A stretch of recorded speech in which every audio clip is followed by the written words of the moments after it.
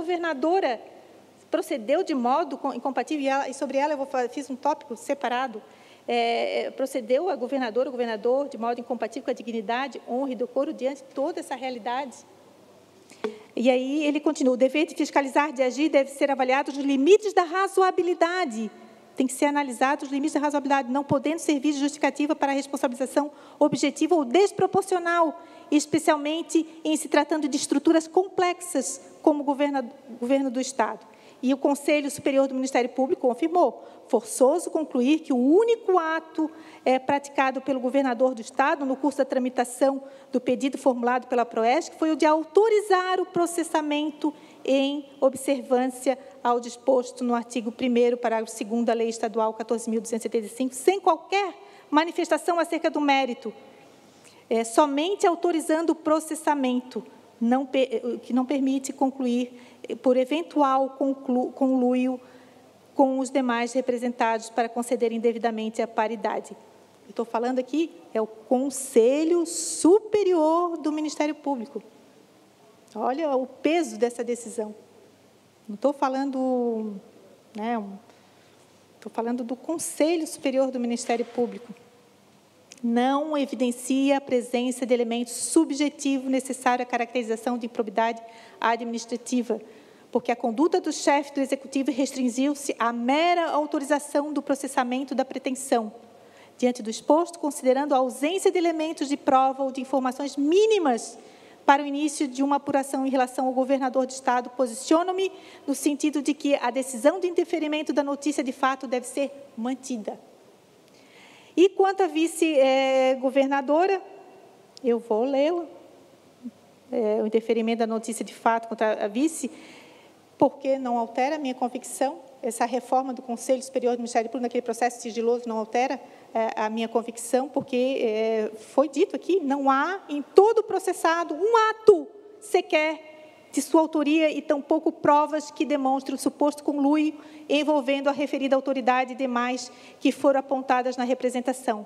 Já quanto ao mérito do processo administrativo, verificamos que, em razão do pedido da Proesc, o cumprimento do acordo prolatado, tal. Aí continua, se não bastasse a isonomia remuneratória aqui debatida, já não foi reconhecida apenas em decisão judicial, e sim por força do artigo 196. Tendo o Poder Judiciário se limitado a reconhecer a existência, a validade e eficácia direta de norma constitucional estadual originária expressamente prevê a isonomia dos procuradores dos poderes. Então, desses trechos que eu citei, embora a esfera de responsabilização seja diversa, aqui por infração político-administrativa, lá por ato de improbidade, os fatos comissivos e omissivos são rigorosamente os mesmos. De modo que a conclusão precisa que se chegou a aludidas autoridades não são qualquer autoridades. Nós estamos falando de Ministério Público de Santa Catarina. Então, essas decisões de indeferimento da notícia de fato, e que foi confirmado pelo Conselho Superior do Ministério Público, é perfeitamente aplicável ao caso vertente. E, digo mais, não há, tampouco nesses autos, fato superveniente àquelas decisões, não há fato superveniente àquelas decisões que permita chegar-se à conclusão diversa da bem lançada manifestação, da decisão dos ilustres membros do Ministério Público catarinense. Nesse ponto, eu ia agora aqui falar da decisão que houve o recurso, através da imprensa, que teria havido o recurso e que teria, depois eu tive acesso ao inteiro teor, e que o Conselho Superior, em relação à vice-governadora, determinou o prosseguimento das investigações em relação a ela, alegando a tese da prescrição, da tese de prescrição, e da suposta superação de decisões judiciais, que eu expliquei exaustivamente, que não alteram a convicção dessa julgadora, esses argumentos que foram até repelidos no presente voto. Com relação à ausência de dolo ou culpa na imputação dos 2 crimes de responsabilidade, se não bastasse a inépcia da descrição típica, da absoluta atipicidade objetiva da conduta que induz à ausência de justa causa, na falta de prova de materialidade, deve-se ainda mencionar que, para nenhuma das figuras criminosas, há descrição ou substrato probatório mínimo de elemento subjetivo de dolo, que é imprescindível na seara do direito sancionador em geral, ressalvada a disposição expressa comportando forma culposa, tal como sucede, exemplo da figura do artigo 10 da Lei de Improbidade Administrativa, sem correspondência na Lei 1079, em que não há previsão a título de culpa. E, como se disse, o possível conluio fraudulento, que alegadamente existiria entre os agentes públicos, ele não foi sequer descrito na exordial. Não basta dizer ação dolosa, houve conluio. Mas o que consistiu o conluio? Ele recebeu alguma coisa? O que foi? O que é? Tem que ter a descrição para se aplicar qualquer sancionamento. É preciso descrever, e não houve essa descrição. E mesmo que se pudesse cogitar a punição dos crimes de responsabilidade contra a probidade na administração por culpa, como, se eu não me engano, restou do parecer do deputado Kennedy, em que ele traz essa possibilidade, ainda que, mesmo que se pudesse cogitar na punição dos crimes de responsabilidade contra a probidade administrativa, por culpa, não há nem mesmo descrição na exordial com relação à quebra do dever objetivo de cuidado dos representados. Não houve nem a narrativa de que foram negligentes. Qual foi o dever de cuidado que eles... qual foi a quebra do dever de cuidado dos representados? E, como se observou aqui, a exaustão, eles procederam da forma como deles se esperava. Eles não poderiam se imiscuir no processo administrativo, eles não poderiam suspender. Então, não há atitude de culpa. Ainda que se admita por culpa, não houve descrição da violação do dever de cuidado. E não houve violação porque, na verdade, eles agiram como deveriam agir. Não se poderia exigir deles conduta diversa sob pena de responsabilização por crime de responsabilidade. Eles não poderiam obstaculizar o cumprimento de uma decisão judicial transitada em julgado perante os órgãos competentes. Então, ainda quanto à anemia probatória inapta à caracterização da justa causa, que é imprescindível o processamento do pedido de impeachment, salienta-se que o representante, no seu petitório, reputou que a prova documental que acompanha já seria o suficiente para lastrear a acusação, na medida em que expressamente dispensou a colheita de outros meios de prova na etapa instrutória. Eu trago um trechinho. Na fase instrutória, contudo, atenta-se para a desnecessidade da oitiva de testemunhas por se tratar de questão de direito, comprovada de plano pelos documentos já produzidos nos autos 73. Então, e ele afirma categoricamente que a questão é de direito, não há necessidade de fazer prova. Nós vamos aqui partir para em caso, dependendo da votação, partir para um prosseguimento para fazer prova da defesa, porque a acusação não quer fazer prova. Ele arrolou o Sérgio Moro, arrolou a Janaína Pascoal, arrolou Daltan Dallagnol, o primeiro pedido de impeachment que foi arquivado, arrolou Fernando, não sei bem o nome dele, Fernando Guiz Neto, do Ministério Público, Fernando Comim, Vicari, aquele advogado Márcio Vicari. Eles teriam... em que medida eles, acho que isso foi dito já aqui, em que medida eles poderiam contribuir com essa realidade documental, jurídica? Não precisa prova mais alguma, não tem que fazer prova alguma. Então, ele mesmo diz, não precisa dizer, a acusação diz, não tem prova. A questão é de direito, comprovada de plano pelos documentos produzidos já nos autos 73, que foram exaustivamente examinados. Agora, eu tenho que fazer uma breve colocação com relação a Daniela Cristina Rainer, porque tem suas peculiaridades na conduta dela, então não posso deixar de analisar a situação especificamente no que toca à representada Daniela Cristina Rainer. Verifica-se que a tese do suposto cometimento de crime de responsabilidade por omissão com relação a ela, ainda muito mais frágil. Quer dizer, ele também é frágil, mas assim... as peculiaridades dela é mais frágil, porquanto, após o dia 20 de janeiro, a representada, ela não mais assumiu o governo do Estado.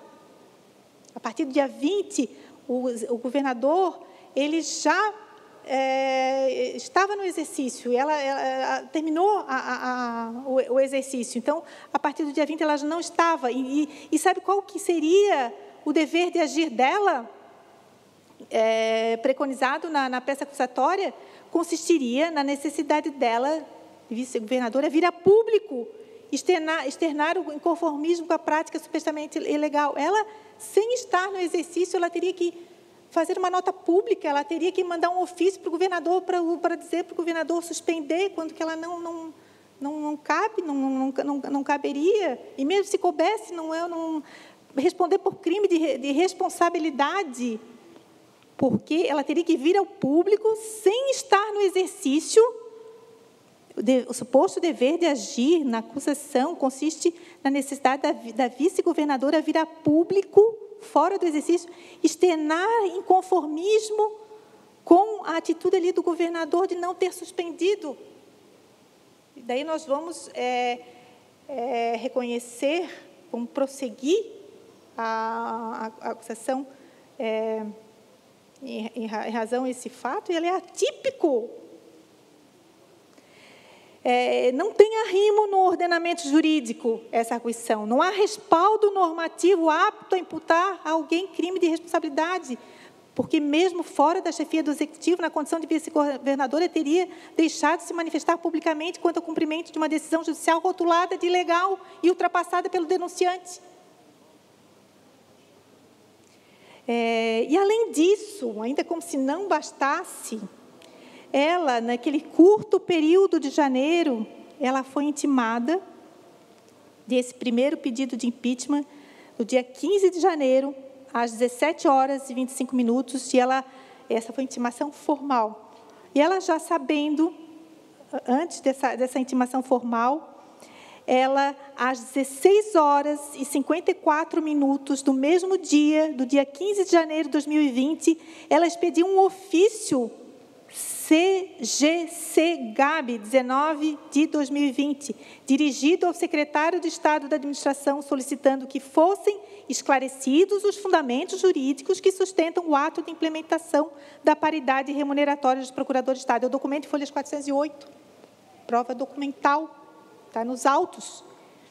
Então, mesmo que houvesse o dever de agir, que ela não tinha o dever de agir, ela não precisava fazer isso, porque ela não poderia se imiscuir num processo administrativo de competência da Procuradoria de Estado com base numa decisão judicial transitada e julgada. Não poderia. Mas, o que aconteceu? Ela, mesmo assim, ela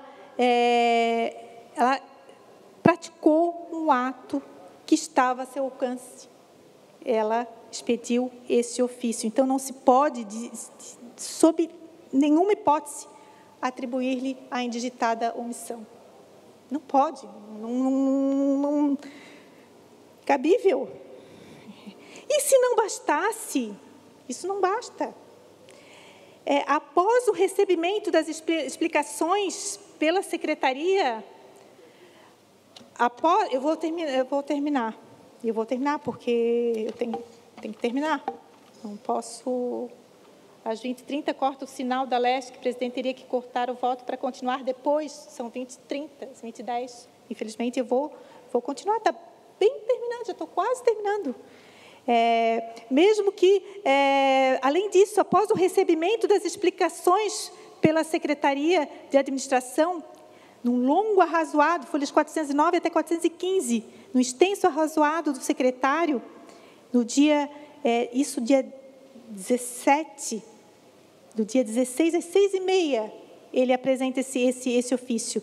No dia 17, era uma sexta-feira, era o único dia útil que teria para analisar todo aquele arrazoado, com julgado, com fundamentação. 17 era sexta-feira, 18 sábado, 19 domingo, 20 o governador já assumiu. Não teria, tem que respeitar o devido processo legal. Não teria tempo. Não, é um dia útil só, considerando que 18 e 19 era um sábado e um domingo. Então, a acusação erigida quanto à vice-governadora é, portanto, absolutamente destituída de qualquer substrato jurídico e afiguram-se inexplicáveis, do ponto de vista jurídico, do ponto de vista técnico, os motivos que a fundamentam. E com relação à conduta de Carlos Moisés, no que toca, não houve qualquer fato ulterior àqueles que sejara a primeira representação de crime de responsabilidade que impusesse essa intromissão no processo administrativo tendente ao cumprimento de ordem judicial, de decisão judicial. Note que todos os argumentos arguídos na segunda representação, eles não podem ser enquadrados no crime de responsabilidade, como exaustivamente foi fundamentado. E não se pode desconsiderar que, embora os crimes de responsabilidade sejam infrações político-administrativas sujeitas a um julgamento de índole política, é imprescindível que exista um substrato jurídico mínimo que viabilize a subsunção dos tipos da Lei 1079, o que, extreme dúvidas, não há no presente caso para qualquer dos representados.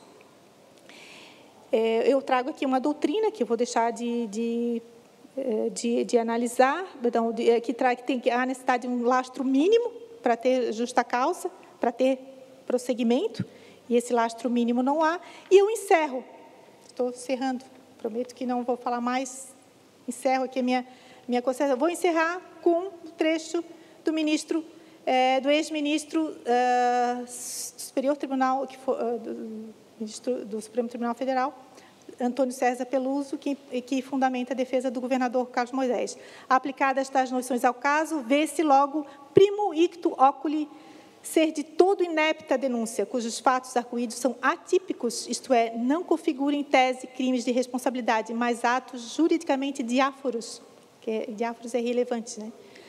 A denúncia é absolutamente silenciosa sobre o dado histórico que pudesse inculcar ou sugerir má-fé do governador na prática dos atos descritos, quando seria franco o despropósito de presumir, e só presunção não bastaria se tivesse ele motivo dolo e malévola intenção de, sem mais nem menos, manter aos procuradores do Estado o pagamento de verba de equivalência salarial que, posto reconhecida por 3 decisões judiciais e mandados de segurança transitados julgados, considerasse indevida. Sobre agravar-lhe a inépcia, essa lacuna da denúncia torna-se inexplicável o cerne da acusação.